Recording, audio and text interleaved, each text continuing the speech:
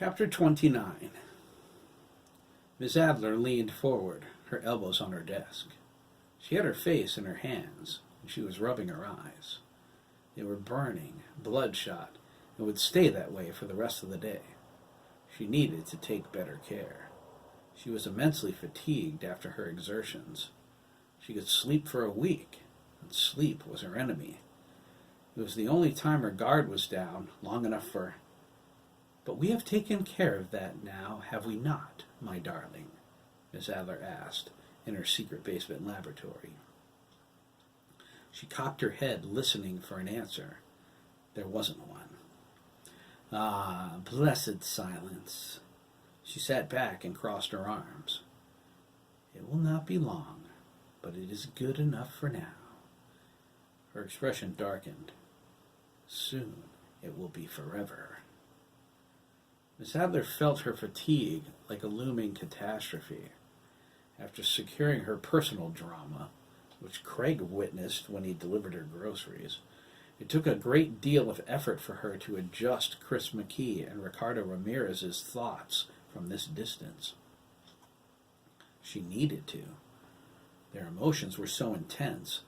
Chris nearly overwhelmed the psychic suggestions she established in him that kept him from revealing Hiram's assault.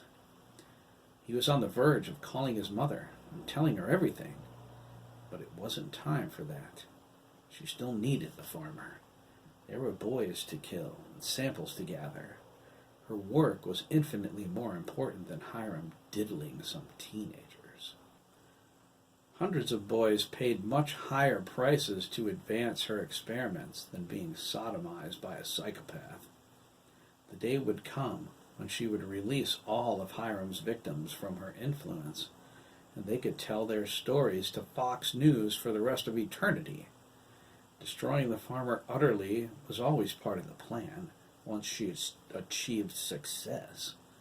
Until that day, however, Miss Adler didn't care if Hiram molested Chris McKee 100 times. She would protect him from exposure. The hazardous waste container sat on the table behind her. It was empty. The blood sample sticks were on top of her desk. She looked at her computer monitor. The words, "compiling data, please wait," flashed in 3-second intervals. An hour passed since she processed the boys' blood samples, but it seemed like an eternity. She needed the results. If they all failed, she would start preparing for the next school year.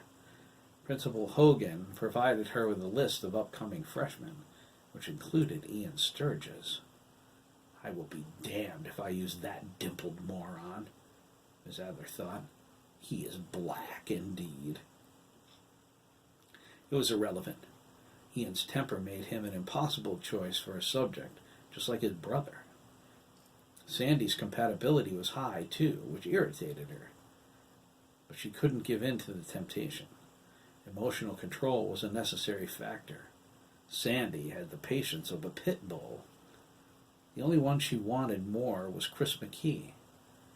He was perfect for her needs, except Chris possessed the gene for homosexuality. Choosing him was impossible.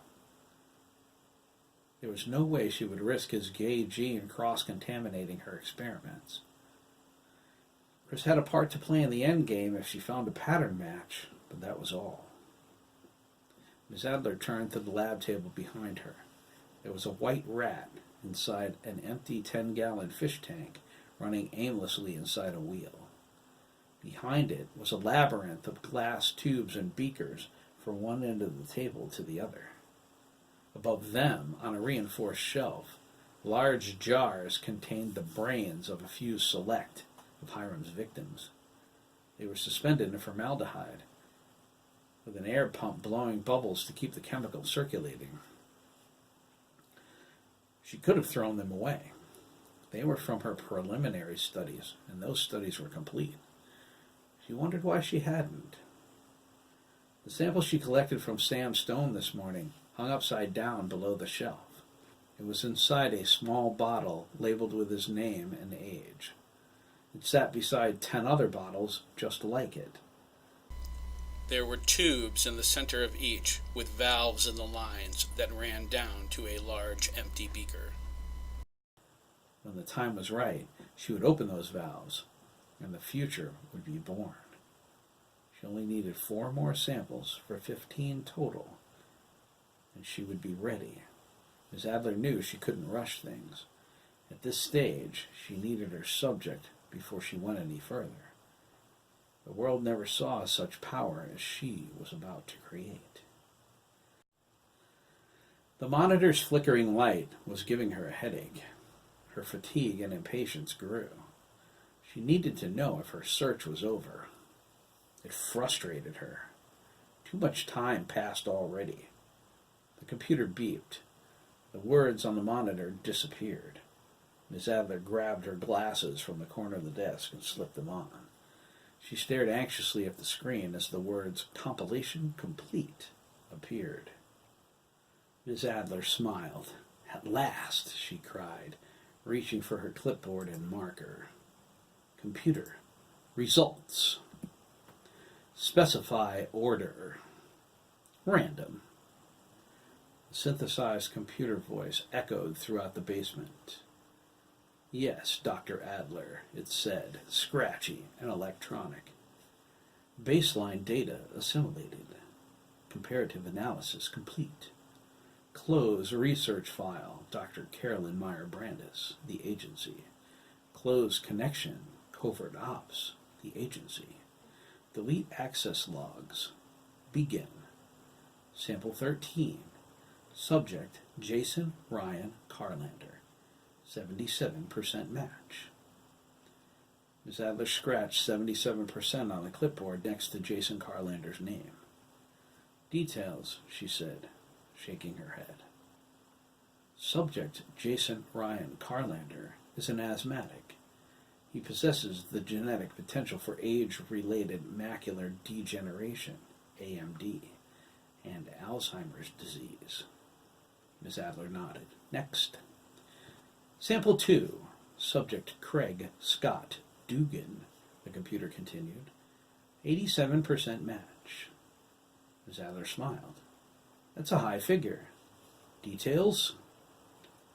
The computer stated that Craig possessed the genetic potential for alcoholism.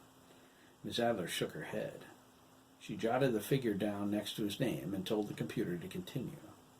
Sample 3 was Dabney Sean Copeland. "Skip," she ordered. Arrogant ass. "As you wish, Doctor. He would not have suited your needs anyway." "Genetically?" "Yes, Doctor, for the same reason as his brother." Lancaster seems to have more than its fair share of homosexuals, Miss Adler sighed. "Next." Sample 8, William Warren Wilde, was a mere 62%. He had a multitude of genetic personality disorders. Miss Adler's patience waned. She told the computer to give her continuous results. The computer acknowledged. Sample 12. Subject, Matthew Randall Gardner, 78% match. Sample. "Pause," Miss Adler said. "Explain Matthew Gardner's percentage." The computer replied that Matt had a high percentage risk for various cancers, to include prostate and colon. He also possessed a gene for muscular dystrophy that could be passed off to his offspring. She nodded, disappointed. She hoped Matt would be a closer match. Physically, he was a perfect specimen. Continue. "Yes, Dr. Adler," the computer responded. Sample 17, subject Ricardo Juan Ramirez, 82% match. Miss Adler snorted. "A mongrel? Not likely. He is donor material." Sample 20, subject Colin Andrew Skinner, 42% match. Sample 1, subject Jeremy Alistair McKee, 97% match. "Wait!" Miss Adler cried, jumping up from her chair. She leaned forward against the desk. Her expression reflected intensity. Details! Subject, Jeremy Alistair McKee, the computer began, but then paused. After a moment, it continued. No genetic defects found. Miss Adler was puzzled. No genetic defects? Explain percentage. If there were no genetic defects, the computer was programmed to give a 99% match. She didn't believe anything was perfect. Why is the figure only 97%? Miss Adler wondered, as the computer relayed its findings.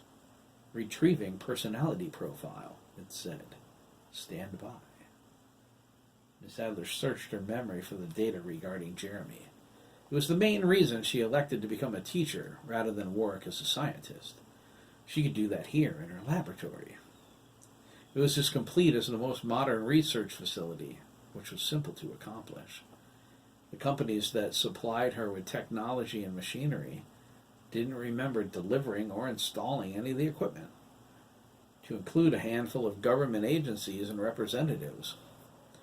Ms. Adler had access to top-secret research data, too, especially that belonging to Dr. Carolyn Meyer Brandis, the world's foremost authority on genetics. Dr. Meyer Brandis was in the employ of the agency, a branch of the intelligence community. With her research, Ms. Adler was able to map the entire DNA strand. Her experiments advanced Ms. Adler's work by decades, and no one was the wiser. Her telepathy made it that way. It was well within her power and necessary to her work. Being a teacher allowed her the opportunity to observe any potential subject for an entire school year. She could determine a psychological match long before she concerned herself with their genetic potential. In the end, the personality of the subject was equally as important as their genetic profile. The computer beeped. According to available data, the initiation of trauma to subject Jeremy Alistair McKee has an 85% chance of inducing catatonia. Of course, Miss Adler thought. She noted that about Jeremy. He seemed so dependent upon the support and approval of those around him. He lacked the inner confidence and faith that his brother radiated with blinding force. Oh, how I wanted Christopher. But then... Computer, Miss Adler asked, her brow furrowing. Give the odds of finding another match in Lancaster. Time frame? 2 years. Stand by. This was the first time any subject was a perfect genetic match for her needs. Miss Adler shook her head in disbelief. Jeremy McKee? She never gave him much thought. He wasn't blonde, which she preferred, and he didn't seem perfect, although physically he was an excellent specimen. There was something about his sickeningly good nature that caused her not to give him serious consideration. How many times did she walk through his mind and find his thoughts simple and unassuming? And his concerns, his lack of confidence, his lateness in reaching puberty, and his fear of being alone? Rubbish. Life did not depend on connections to others. What a waste of energy. Computation complete, the computer interrupted. Odds in established time frame, 37%. Miss Adler threw the clipboard across the room and crashed into a shelf of empty beakers, shattering them. The glass rained down onto the black and white tiled floor. No, Miss Adler thought, her eyes glowing. The furniture in the room vibrated. This cannot be. Another 2 years? She slammed her fist down on her desk. Her eyes dimmed. It was more than she could endure. If Jeremy went catatonic at the onset of the trauma needed to complete her work, it would be disastrous. How could she give him the self-assurance and inner strength he lacked? The strength Craig Dougan possessed, for example. Craig had remarkable mental fortitude after years of abuse. He came up with a reason to keep living each time his father beat him. If only... Miss Heather paused, her face going blank. A wide grin spread across her features. Craig Dougan, she thought. Of course. How many times did she sense Jeremy's desire to befriend Craig? Was he aware it was Craig's inner strength that attracted him almost as much as his sympathy for the troubled boy? Each boy possessed the missing pieces the other needed to be whole. Together, they would be powerful indeed. Oh, this is delicious, and it has already begun. Miss Adler saw it in Craig's mind when she calmed him earlier. He was so excited about being in Jeremy's company tonight at their campout. That was the answer. Computer, Miss Adler said. Open file Bremen 1. Begin preparation for the synthesis of the primary mixture. Yes, Dr. Adler, the computer voice replied. Estimated time of completion, 78.52 hours. Warning. Missing components must be available within 26.6 hours. Begin. Her hand shook with anticipation. She crossed the laboratory, passing the shelving unit with the sealed glass containers on it. She paused to look at the brains floating inside. One was labeled Bobby Jones, age 11. Your mother still dreams about you, Bobby, Miss Adler whispered, and then laughed. She tapped on the white rat's tank. Your time is very near, Mr. Rat. You need to acquire a few more things first. Then it will be your turn. The white rat spun in its wheel, oblivious to her. Miss Adler separated Jeremy's blood sample stick from the others.